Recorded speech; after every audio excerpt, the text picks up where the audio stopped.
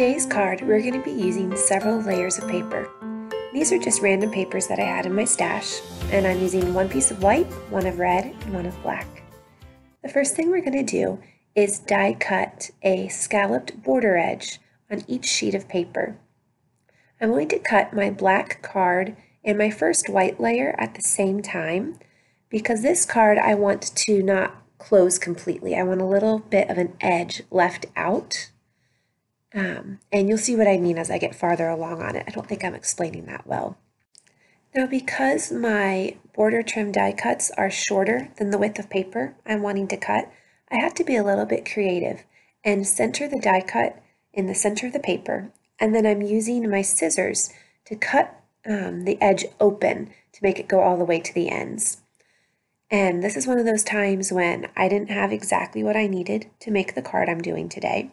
And so I'm being creative with what I have and making it do. Now, it's because I'm cutting by hand to finish off the edges, it's not going to be perfect, but it's close enough. I had to finagle and mess with it a little bit to get the cuts exactly right, but it turned out really well. And you can always find different ways to use what you have. And I just encourage you, before you go out and buy something new, give it a try. See if you can figure out something different and make it work if you can. Now I'm already to my last layer of cutting. And when you can run it through sideways like this, it works so much better. When you have a thin die cut like this, if you do it straight up and down with the machine, it will kind of get stuck and pop. But if you can take it over the thin edge and have it go over it long ways, it works so much better. So I'm taping down the first layer of my card, and I want this white layer to line up exactly on top of the black so that my first edge, when you lift the flap, it lifts at the white color.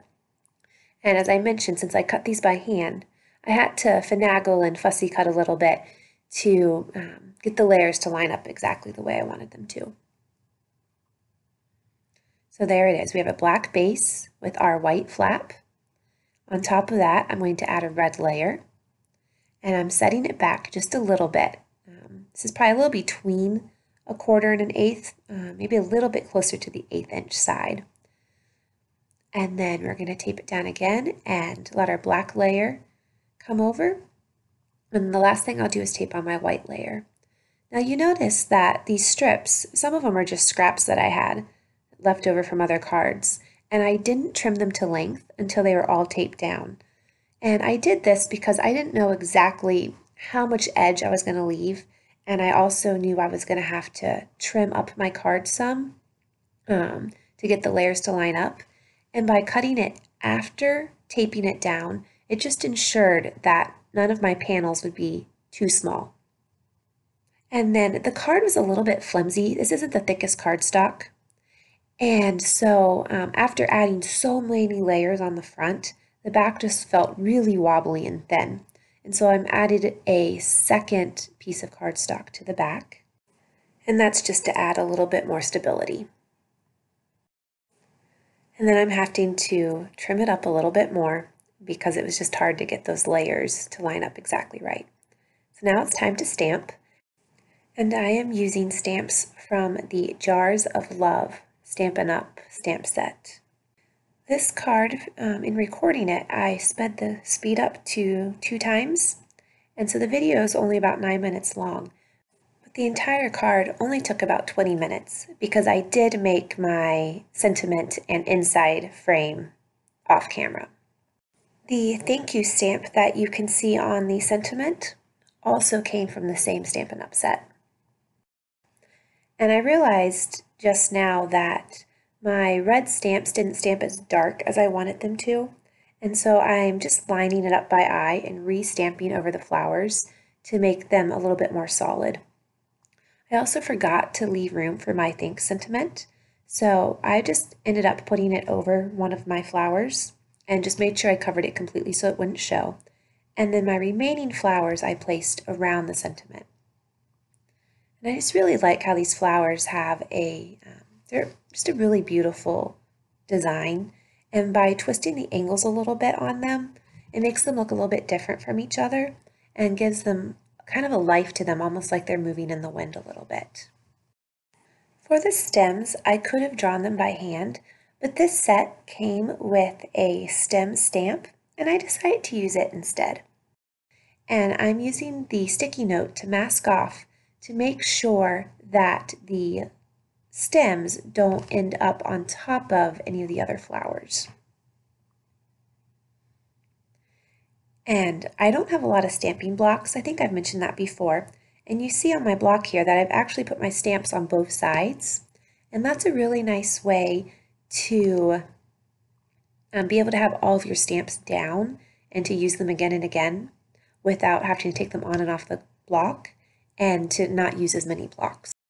But if you do this, you want to be extra sure to clean your stamps after using them, because it's really easy to forget to and then accidentally get the block laid the wrong way and you get some ink from it, or to get some ink on your fingers and then smudge your card.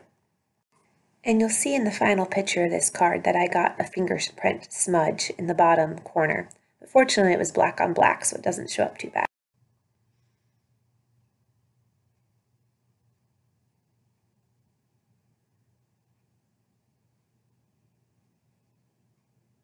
And isn't this just looking so pretty?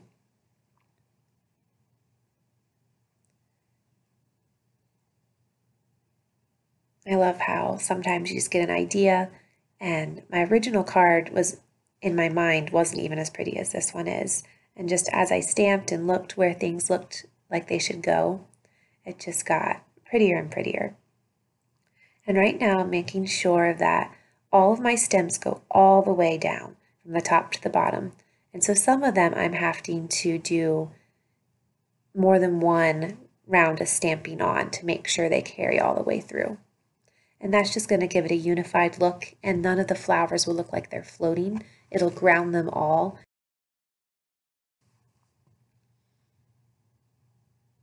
And then this layer of paper is my inside frame. And I did this in my thank you sentiment ahead of time just to save us a little time on the video. But it only took 1 or 2 minutes. I just chopped it off with my paper cutter and was set. And we're just going to do the 3 stamps, I think, on this. We want a little bit of room to write. This card won't have a lot of room for writing, but if you're not good at writing long messages, it makes it nice because it'll look completely full and not have a lot of gapped space to make it look like you couldn't think of anything to say. And you could just put a very short, how are you doing? I miss you. Or I guess this is a thank you card. So you could say, thanks so much for your gift, or thanks for coming to my party. Thank you for inviting me for dinner. Something like that. That's just short and sweet. And so we're going to tape this on the inside and make sure that we put it far enough in that when the flap's closed, it won't stick out the edge. And then the last thing is to add some embellishments. And I have my trusty Trevini Craft embellishment sticky tabs that I have several sheets of. And I'm using these little red glitter ones. I like how they came in 3 different sizes. And so I'm just gonna line them up from large to small. And that gives us just a nice little extra shine and color to the edge. And then what I really love about how this card opens up is that you can still see them on the inside. So here's our finished card. How shall I end this one? Well, it's spring now, so let's say happy spring, and thanks for watching.